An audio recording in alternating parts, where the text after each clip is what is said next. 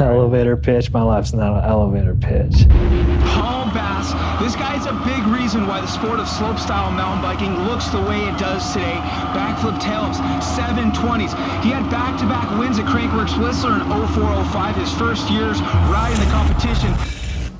I can't really say I enjoyed a lot of my slopestyle career. It was a massive roller coaster of emotions. It was fun in the beginning, and then it sucked. Probably 3-4 years into my slopestyle career. Biking was not fun at one point for me. And when you thought I was probably having the best time of my life, I was probably having the worst time of my life with it. Slopestyle days, those were selfish days. I had a 30-acre training facility, foam pit, dirt jumps, like you name it. I had it all.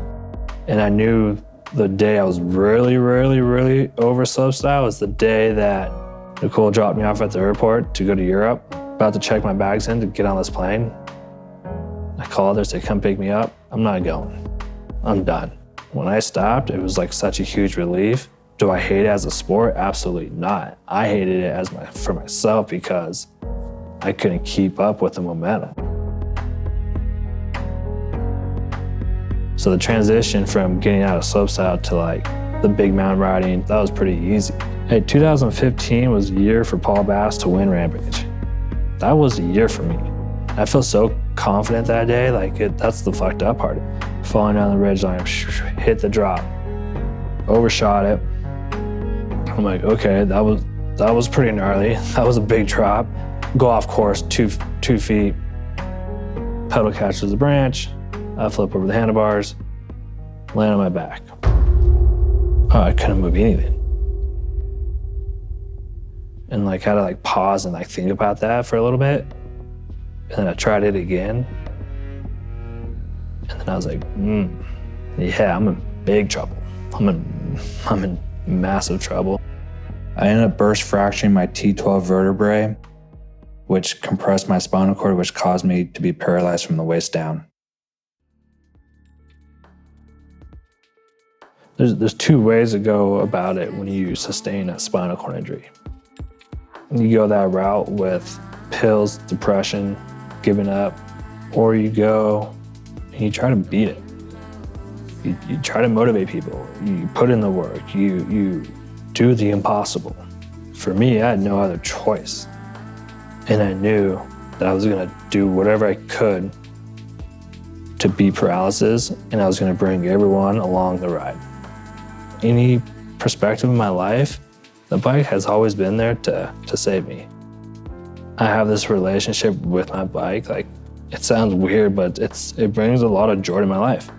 And it's awesome that I can have a really bad day and I can jump on that thing and it can change my rest of the day.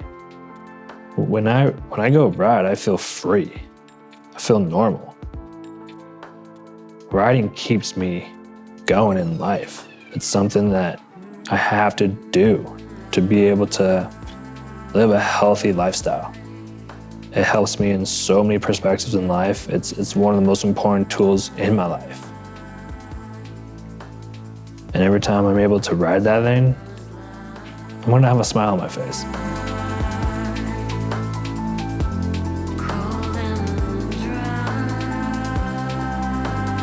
Because at the end of the day, winning Crankworks was cool, for sure. It was for myself. For me, I feel like I have such a more part in mountain biking than I did when I won Crankworks. One of the things that brings so much joy to my life is having this position at Ride Concepts. I'm in charge of athletes. For me, as being an ex-athlete in the slopestyle world, I know how stressful it is. Every time I sign an athlete, I never want them to feel stress because I've been there and it's never fun. And I hope when people sign with the brand, they feel that love.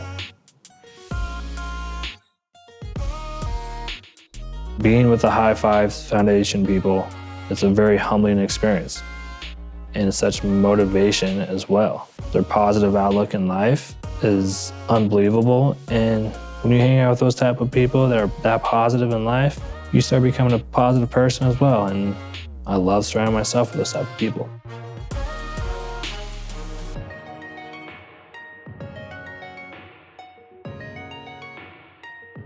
My name is Roy Tuscany. I'm the founder and CEO of the High Fives Foundation, a national 501c3 that has a mission to prevent life-changing injuries and provide resources and hope they happen. We help people that get hurt in the outdoor sports and get them back to the sports they love. You know, yeah, Paul never wanted to get hurt. That was not on the agenda probably for the day at Rampage.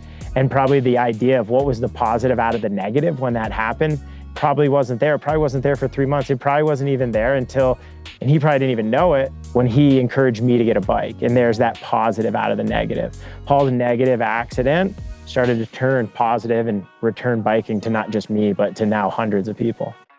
We all got a second chance to go bike again. That's beautiful. As humans, we don't get a lot of second chances in life, and when someone actually does, it's awesome to cherish that. We spread the love, and we want to go ride, and we want to enjoy those smiles together and help each other in any way we can. I love it.